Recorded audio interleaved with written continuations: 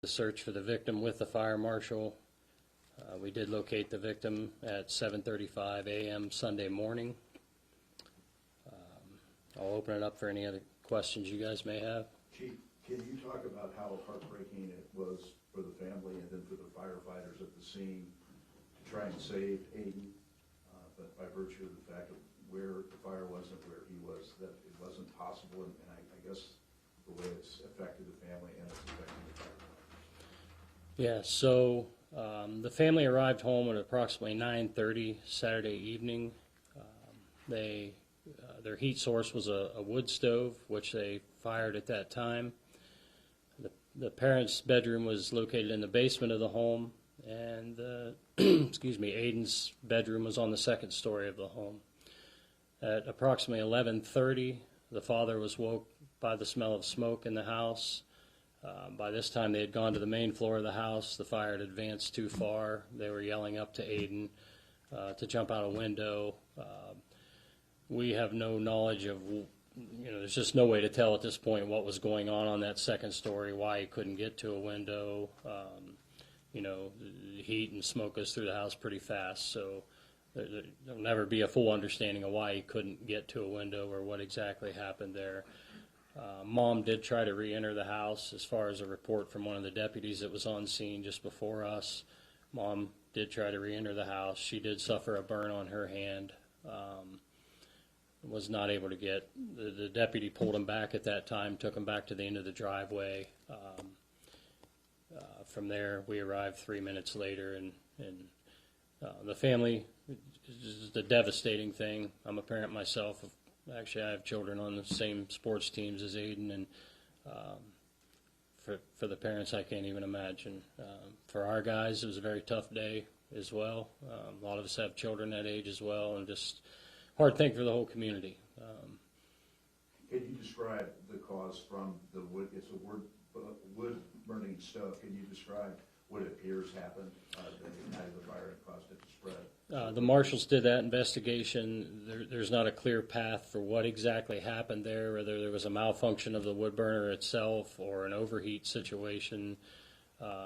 Due to the level of destruction, there's just not enough left there to tell. Did they use that to heat the home? Yes. Gotcha. How many members of the home, sir, and how long have they lived there? 29 years, I believe they lived there, and it was a two-story home. Can you talk about smoke detectors or the lack of, and what role they could have played, and I guess what we can all learn from that, Chief? There were smoke detectors present in the home, I believe, but unknown whether they were believed probably not to be in working order. And so your observations on that? my observation is the same as everybody's, I guess. I'm fully in favor of having them, and I think they give you a little bit more, advanced warning in a case like this. Sure. Can you describe what difference that could have made, Chief? I wouldn't want to speak into that for sure, but anytime you can be warned in advance, that's definitely a benefit. Did you know Aidan, sir, and so what kind of young man was he? I did not know him personally. I have watched him on the wrestling team and so forth. My kids did know him personally. Spoke very highly of Aidan. Very intelligent kid. I have spoke with Jason Eddy, our principal of the high school, who's in attendance here today as well, and very highly thought after young man. Can you talk about the impact of the loss of Aidan to the community and obviously the school with all of his classmates and the family? It seems like he left a lot of footprints in the sand in Carroll County. Yeah, if you're following Facebook at all, you can see he was a Carrollton wrestler, so the wrestling community has piled on, and I wanted to mention that, the bad chain of events, we can't do nothing to change that going forward. What I really want to focus on is, how can we help this family? As we said, it's an unimaginable time for them. Obviously, prayers are certainly a huge way we can do that. The next thing would be, from a financial status, I want to mention the McNutt Family Foundation Fund has been set up at the Huntington National Bank, and that is on 1045 Trump Road Northwest here in Carrollton, Ohio 44615. If there's checks or money that anybody wants to send there, as well as going there and dropping them off, that's certainly another way we can help this family. Mr. Reddy? We made a statement with the family on our school's Facebook page. We just, a joint statement, we worked with them to make that, so you got to check there.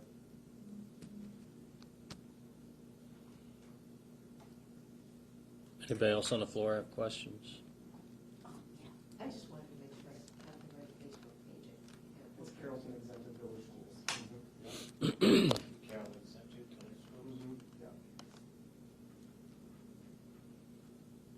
Any questions from the paper? No, I just wondered if there's a photo of Aidan that's available.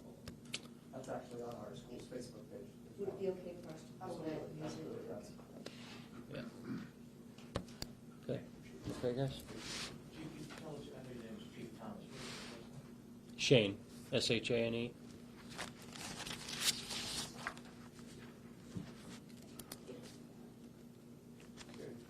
Chief, can you remember when you had your last fatal fire?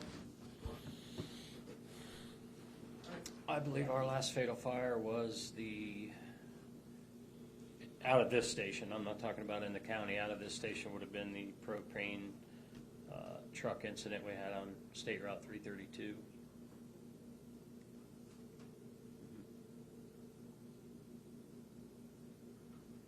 About how long ago would that have been? That was approximately, boy, help me out, Carol, 5 years ago? Approximately 5 years ago. Is there any sense of when the medical examiner or coroner or the fire marshal might be able to give us any kind of sense of what actually happened? Can you speak up there? Any sense from the fire marshal, the state fire marshal, the medical examiner, coroner, whichever you have in the county, to give you something more definitive about what actually happened? The investigation from the fire marshal is pretty much closed at this point. There's not enough left to determine for sure. Yeah, I'll leave it at that. The coroner's report, I would say, would still be available. I don't know when. That would be Dr. Mandel Haas. You need to contact him to find out when his report would be available. But. Chief, did we have any knowledge about the arrangements for Aidan that would be at the school? I don't at this time. I don't know where they'll hold that service. I imagine it'd be a large service. I don't know that. In terms of this overall outcome, is there anything in terms of the response that can be learned and, taking into the future, maybe a different way of entering the home or anything like that, possibly? I'm sorry. In terms of, can the fire department learn anything from the overall response to kind of prevent these from happening again, or is this kind of an isolated incident? I mean, somewhat isolated, as we said. Smoke detectors are, there's a lot of people that have smoke detectors that are inoperative. There's a lot of people that don't pay attention to the battery life. This isn't an isolated case that way. There's a lot more of that than you would think, and so certainly we can learn to, pay closer attention to that. But other than that, I think it was just an unfortunate circumstance.